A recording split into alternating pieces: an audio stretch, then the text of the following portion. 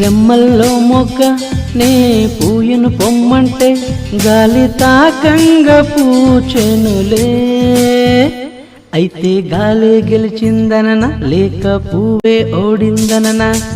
రాళ్లల్లో శిల్పంలో లోపల దాగున్న ఉలి తాకంగా వెలిసెనులే. అయితే ఉలియే గెలిచిందనన లేక శిల్పం ఓడిందనన? ఈ వివరం తెలిపేది ఎవరంట?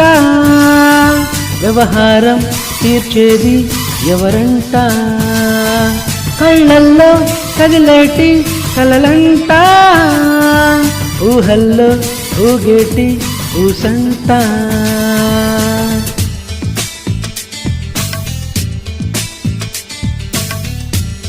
చెలియా చెలియా